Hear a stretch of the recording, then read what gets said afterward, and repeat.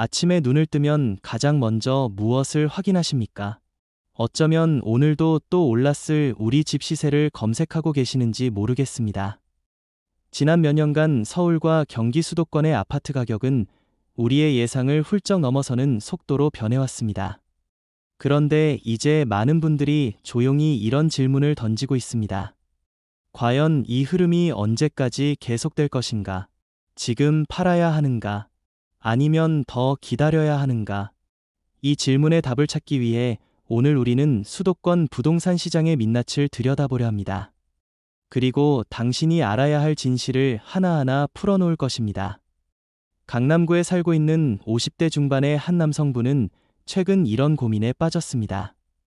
15년 전 구입한 아파트가 지금은 당시 가격의 3배가 넘었습니다. 은퇴를 앞둔 그는 이 집을 팔고 조금 작은 곳으로 이사를 가서 남은 돈으로 노후를 준비할지 아니면 더 오를 것을 기대하며 버틸지 매일 밤잠을 설치고 있습니다. 부동산 전문가들은 말합니다. 지금이 최고점이라고. 하지만 다른 전문가들은 정반대로 이야기합니다. 아직 더 오를 여지가 있다고. 도대체 누구의 말을 믿어야 할까요? 이 혼란 속에서 우리는 무엇을 기준으로 판단해야 하는 걸까요? 서울 아파트 시장을 이해하려면 먼저 지난 시간을 되돌아봐야 합니다. 2020년 코로나가 시작되던 그 해부터 시장은 완전히 다른 국면으로 접어들었습니다. 재택근무가 일상화되면서 사람들은 더 넓은 공간을 원했고, 역설적이게도 집에 머무는 시간이 늘어나면서 주거 공간의 가치가 새롭게 조명받았습니다. 동시에 정부의 금리 인하 정책과 풍부한 유동성은 부동산 시장에 뜨거운 열기를 불어넣었습니다. 그렇게 2021년과 2022년은 가격 상승의 정점을 찍었습니다. 하지만 그 이후 급격한 금리 인상과 대출 규제가 시작되면서 시장은 숨을 고르기 시작했습니다. 2023년 한 해 동안 많은 지역에서 가격이 조정되었고 거래량도 크게 줄었습니다. 그런데 2024년 후반부터 다시 묘한 변화의 기운이 감지되고 있습니다. 경기도 분당의 한 부동산 중개업소 대표는 이렇게 말했습니다. 요즘 들어 다시 문의 전화가 늘고 있다고. 특히 강남과 분당, 용인 수지 같은 전통적인 선호 지역에서 매물이 줄어들고 있다는 것입니다. 이게 무엇을 의미할까요? 집을 가진 사람들이 이제는 팔지 않겠다는 신호입니다. 그들은 기다리고 있습니다. 다시 오를 때까지. 반대로 집을 사려는 사람들은 조바심을 내고 있습니다. 지금 사지 않으면 또다시 기회를 놓칠지 모른다는 두려움 때문입니다. 이 팽팽한 긴장감 속에서 가격은 미묘한 균형을 유지하고 있습니다. 하지만 이 균형이 깨지는 순간 시장은 한쪽으로 급격히 기울 것입니다. 문제는 그것이 어느 쪽일지 아무도 확신할 수 없다는 것입니다. 수도권 아파트 시장을 움직이는 힘은 단순하지 않습니다. 여러 요인들이 복잡하게 얽혀 있습니다. 첫 번째는 금리입니다. 중앙은행의 기준금리는 부동산 시장의 심장 박동과 같습니다. 금리가 오르면 대출 이자 부담이 커지고 사람들은 집을 사기 위해 빌리는 돈의 양을 줄입니다. 자연스럽게 수요가 감소하고 가격 상승 압력도 약해집니다. 반대로 금리가 내려가면 대출이 쉬워지고 시장에는 다시 활기가 돕니다. 최근 몇 년간 우리는 역사상 유례없는 금리 변동을 경험했습니다.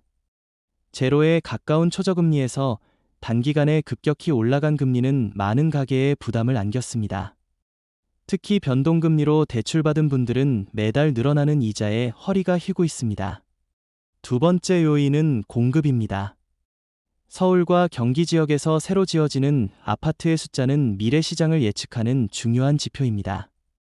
최근 몇 년간 건설사들은 높은 건축비와 불확실한 시장 전망 때문에 신규 분양을 주저해왔습니다. 그 결과 앞으로 몇 년 후 공급 부족 현상이 나타날 수 있다는 전망이 나옵니다. 공급이 줄어들면 수요와 공급의 법칙에 따라 가격은 자연스럽게 상승 압력을 받습니다. 특히 서울 강남권과 분당, 평촌 같은 신도시 지역은 이미 포화 상태에 가까워 새로운 공급이 제한적입니다. 이런 지역에서는 기존 아파트의 가치가 더욱 견고해질 가능성이 높습니다. 세 번째는 인구 구조의 변화입니다. 우리나라는 급격한 고령화와 저출산을 겪고 있습니다. 젊은 세대의 숫자는 줄어들고 있고 기성세대는 점점 나이를 먹어갑니다. 이것이 부동산 시장에 미치는 영향은 복잡합니다. 한편으로는 전체 주택 수요가 장기적으로 감소할 수 있다는 우려가 있습니다. 하지만 다른 한편으로는 1인 가구와 2인 가구의 증가로 실제 필요한 주택 수는 오히려 늘어날 수 있습니다. 은퇴한 부부가 자녀가 떠난 큰 집을 팔고 작은 아파트로 이사하는 현상도 늘고 있습니다. 이런 변화는 특정 지역과 특정 평형대의 수요를 변화시킵니다. 예전에는 대형 평형이 인기였다면 이제는 중소형 평형의 가치가 재평가받고 있습니다. 네 번째 요인은 정부 정책입니다. 대한민국에서 부동산 정책만큼 자주 바뀌는 것도 드뭅니다. 세금 정책, 대출 규제, 재개발 규제 등 정부의 정책 방향은 시장에 즉각적인 영향을 미칩니다. 때로는 시장을 안정시키려는 정책이 오히려 반대 효과를 낳기도 합니다. 규제를 강화하면 매물이 사라지고 가격이 오르는 역설적인 상황이 벌어지기도 합니다. 반대로 규제를 풀면 투기 수요가 몰려들어 시장이 과열되기도 합니다. 이런 정책의 변화무쌍함은 시장 참여자들을 더욱 혼란스럽게 만듭니다. 그래서 많은 분들이 정책 변화를 예측하고 그에 맞춰 움직이려 하지만 이것은 매우 위험한 도박이 될 수 있습니다. 이제 구체적으로 지역별 전망을 살펴보겠습니다. 서울 강남구와 서초구는 여전히 대한민국 부동산 시장의 바로미터입니다. 이 지역의 움직임이 곧 전체 시장의 방향을 암시하는 경우가 많습니다. 강남 아파트 가격은 지난 조정기에도 상대적으로 덜 떨어졌고 최근 다시 상승 조짐을 보이고 있습니다. 좋은 학군과 편리한 교통, 상업시설이 집중된 이 지역의 프리미엄은 쉽게 사라지지 않습니다. 특히 대치동과 반포동의 대단지 아파트는 꾸준한 수요가 있습니다. 하지만 이 지역도 마냥 안전지대는 아닙니다. 워낙 높은 가격 때문에 실거주 수요보다는 투자 수요가 많고 이는 시장 상황에 따라 급격한 변동성을 가져올 수 있습니다. 강북 지역은 최근 재평가받고 있습니다. 오랫동안 강남에 비해 저평가되어 있다는 인식이 강했던 노원구, 강북구, 도봉구 같은 지역들이 주목받기 시작했습니다. 상대적으로 합리적인 가격에 넓은 평형을 구할 수 있고 교통 인프라도 개선되고 있습니다. 특히 지하철 노선 확충과 GTX 같은 광역 교통망 개선은 강북 지역의 가치를 높이는 요인입니다. 하지만 여전히 학군과 생활 인프라 측면에서는 강남권에 비해 약점이 있습니다. 이 지역의 미래는 얼마나 빠르게 생활편의 시설이 개선되느냐에 달려 있습니다. 경기도에서는 분당과 판교가 여전히 강세를 보이고 있습니다. 분당은 서울 못지않은 생활 인프라와 교육 환경을 갖추고 있으며 판교는 테크노밸리를 중심으로 한 일자리가 풍부합니다. 신분당선으로 강남까지의 접근성도 우수합니다. 이 지역은 서울 집값을 감당하기 어려운 젊은 전문직 종사자들에게 인기가 높습니다. 하지만 최근 몇 년간 이미 상당히 올랐기 때문에 추가 상승 여력에 대해서는 의견이 엇갈립니다. 용인수지와 동천동 지역도 비슷한 양상을 보입니다. 좋은 학군과 쾌적한 주거 환경이 장점이지만 가격이 이미 높아진 상태입니다. 반면 김포와 하남, 광명 같은 신흥 지역들은 미묘한 위치에 있습니다.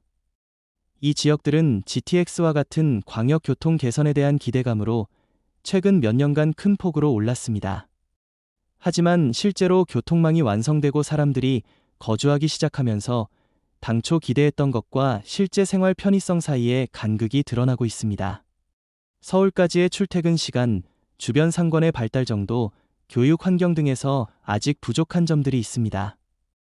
이런 지역들은 향후 인프라가 얼마나 빠르게 개선되느냐에 따라 명암이 갈릴 것입니다. 너무 이른 시기에 투자했다면 당분간 답보 상태를 경험할 수도 있습니다. 인천 지역은 독특한 위치에 있습니다. 송도 국제도시는 처음 계획만큼 빠르게 발전하지는 못했지만 여전히 잠재력이 있는 지역입니다. 넓은 공원과 현대적인 도시